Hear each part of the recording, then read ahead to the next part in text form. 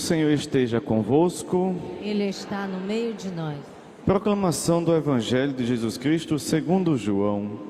Glória a vós, Senhor. Naquele tempo, disse Jesus à multidão: Eu sou o pão da vida.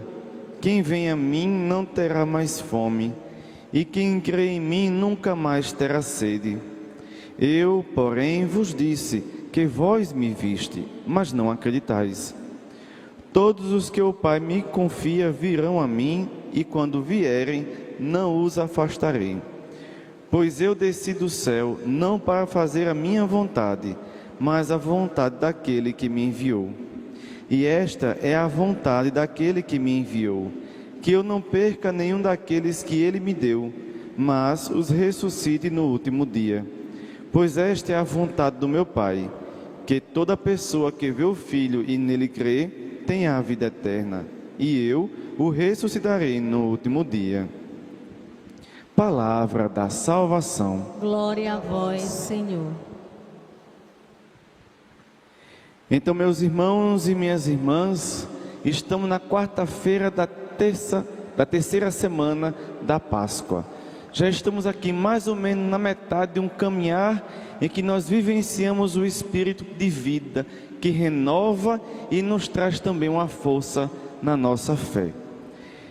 No Evangelho de hoje, de São João, nós se ouve dizer: Eu sou o pão da vida.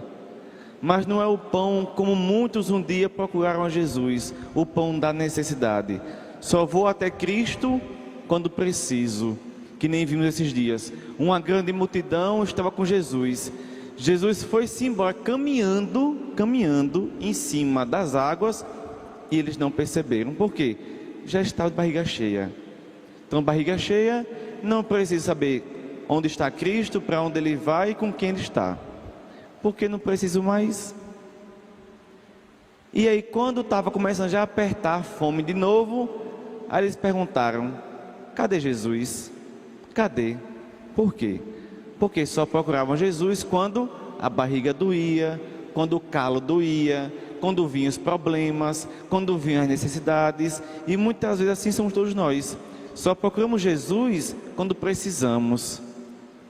E meu Deus, se nós soubéssemos que a cada respirada, que cada piscar de olhos, nós precisamos de Cristo. Não só quando a dor aperta, mas todo instante, todo momento e a todo segundo, nós precisamos de Cristo.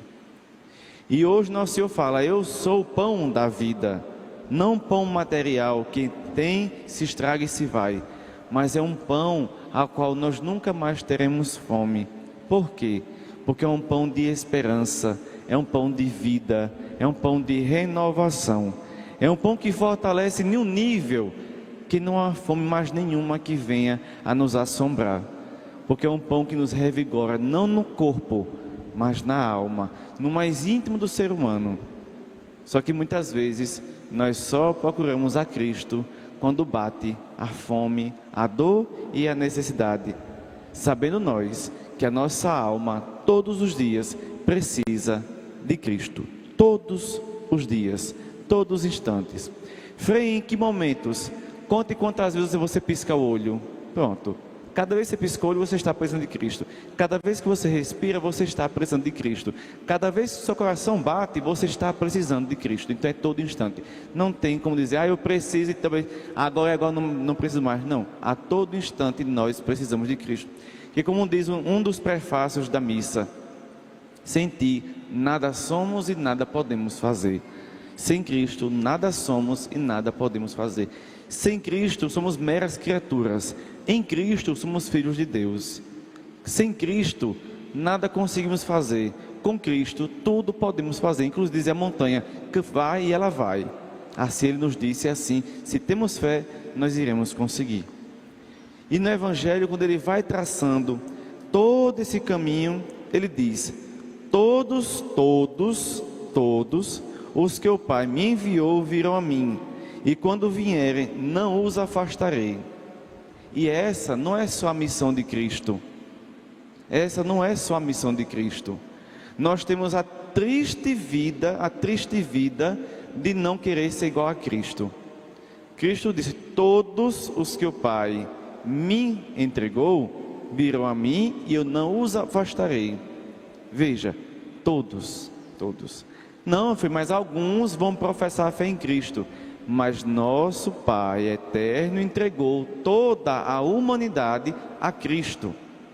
Pare de dizer que uns ou outros vão ou não se salvar. Quem diz é Cristo. Quem diz é o justo juiz, que é Deus. Não somos nós. Deus entregou todos nas mãos de Cristo. Se o todos não quer, já é problema do todos, não é problema de Cristo. Compreendam isso. Quando nosso Senhor nos diz que todos os que o Pai o confiou virão até Ele, Ele não os afastará, nem Ele, nem as pessoas irão se sentir afastadas de Cristo, porque se encontrarão realmente com o próprio Cristo. É também missão de cada um de nós que somos batizados, porque pelo batismo recebemos no nosso nome o nome de Cristo. Não somos mais qualquer pessoa, somos cristãos. O que é ser cristão? Um outro Cristo. É ser um reflexo da luz maior que é Deus. E aí eu pergunto: todo mundo a quem Deus confiou a gente para resgatarmos, para levar aos céus, como é que está o nosso zelo para com cada um deles? Porque chega muita gente em nossa vida e que nós poderemos levá-los até Deus, mas como está essa nossa missão de levar os irmãos até Deus?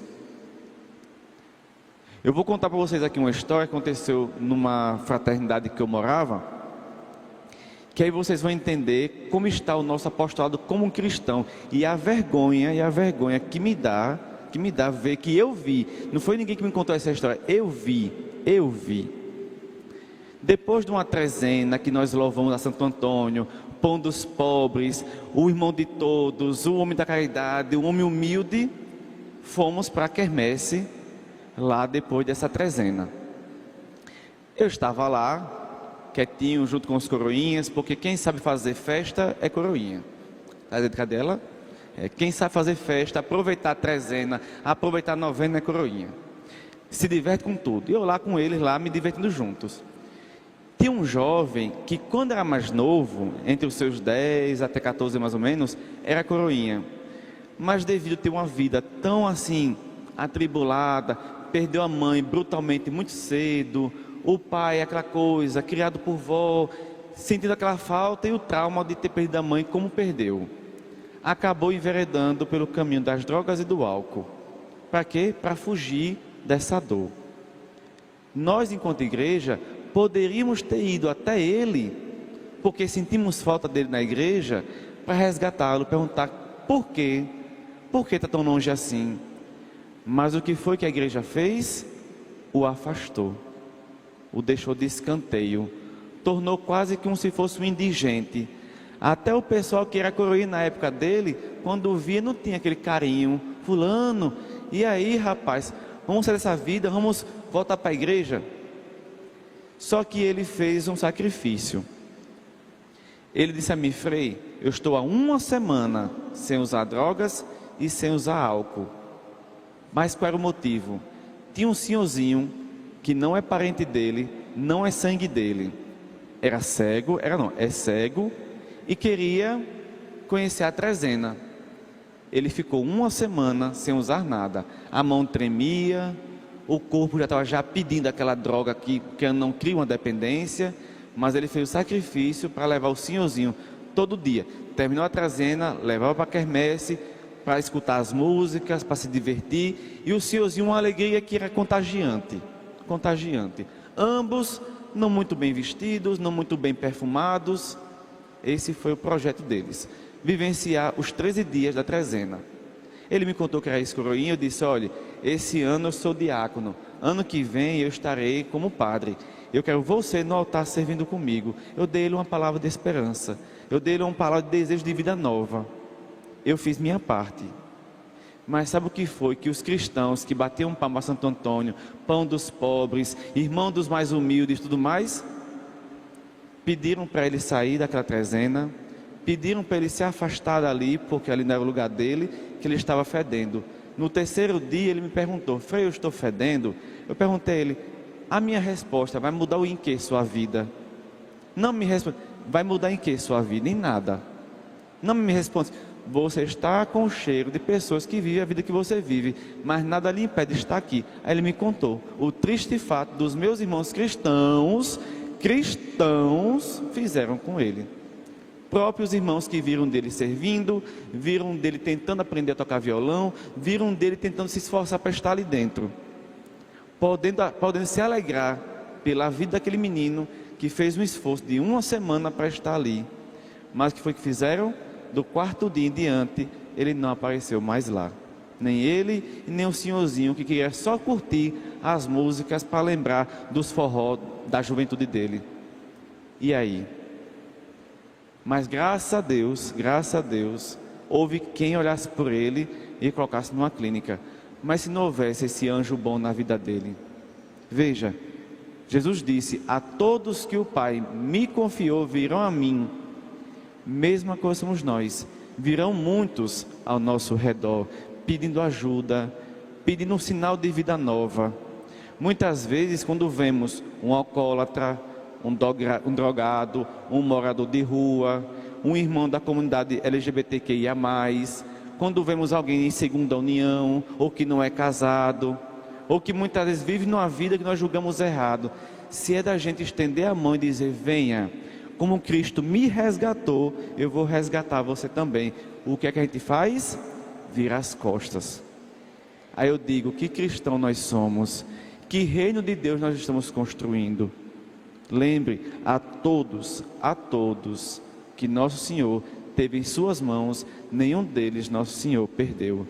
E por que a gente quer fazer perder todos aqueles que Deus confia a nossa vida? É porque a gente se julga muito santo, a gente se julga muito perfeito, é capaz de tirar até Nossa Senhora do altar e sentar em cima e dizer, me coroe, porque eu sou a perfeição. Lembre, nós somos mais um na fila dos imperfeitos. Não somos os melhores, não somos os melhores. Se estamos na igreja é porque somos os piores, que estão buscando em Deus a perfeição da vida, não porque somos os melhores. Porque no hospital não é lugar de quem está sadio, é de quem está doente. E a igreja é uma assembleia formada totalmente por pecadores, por pessoas imperfeitas que buscam a sua perfeição em Cristo, buscam a vida nova em Cristo. E se eu, como imperfeito, proíbo o outro de passar por aquela porta e se encontrar com Cristo, que cristão eu sou? Lembre, a mesma missão de Cristo é a missão dos cristãos, resgatar, porque fomos um dia também resgatados das mãos do mundo para as mãos de Deus. Por que eu digo isso? Na primeira leitura de hoje, nós vamos ver que justamente começou uma grande perseguição dos cristãos. No meio da leitura vai aparecer mais uma vez o nome de Saulo, que futuramente iremos conhecer como Paulo. Paulo, um grande perseguidor da igreja. Por quê? Porque não conhecia realmente a verdade. Paulo era... Veja como é contrário às coisas. São Pedro, analfabeto, pescador, cabeça dura, teimoso e medroso, se tornou o primeiro grande líder da igreja, porque se encontrou com a verdade que é Cristo, deu seu coração para Cristo renovar, e Cristo renovou, fortaleceu e capacitou para a missão. Quem é São Paulo? Um homem estudioso, conhecia várias línguas, era um futuro sacerdote do templo, de família abastada, mas quem é que ele era? Um perseguidor dos cristãos, um perseguidor daqueles que estavam construindo o reino de Deus corretamente e concretamente. Mas futuramente, o que vai acontecer? Paulo, um dos maiores catequistas que a nossa igreja pôde conhecer, porque realmente se encontrou com a verdade, deixou a verdade tocar o seu coração e colocou toda essa verdade nas cartas que ele escreve para as demais igrejas que precisam conhecer mais ainda a vida de Cristo. E todos nós somos chamados a ser assim como Paulo. Não mais perseguir aqueles, ou expulsar ou repudiar aqueles que querem encontrar em Cristo a sua força e a sua vida nova, mas sermos os primeiros a reconhecer nós os nossos pecados e fazer igual Paulo. Quanto mais eu reconheço em mim os meus pecados, mais eu reconheço que maior é a graça do Senhor. Quando ele diz, grande pode ser o pecado, mas superabundante ainda é a graça do Senhor. Então, se deixem ser moldados pela graça do Senhor. É o Senhor nosso Deus, ressuscitou Jesus Cristo pela obediência que Ele teve ao Pai. E somos chamados a viver essa mesma obediência, a vivermos esse mesmo chamado. Se assim não for, aí eu pergunto, que cristãos nós somos? Que cristão nós somos? E a partir de hoje, assim eu espero, quando encontrarmos no mínimo daqueles que nós julgamos que não vai entrar no céu, que nós sejamos o primeiro a estender a mão e dizer, eu vou para o céu, eu vou com você junto, eu quero você comigo nessa caminhada. E não mais uma mão que afasta, mas uma mão que acolhe. Sejamos como Cristo, acolhedor a todos, porque a salvação foi dada a todos, nos braços abertos de Cristo na cruz. E é essa salvação que devemos anunciar a todos, e se preciso for, com palavras. Louvado seja nosso Senhor Jesus Cristo.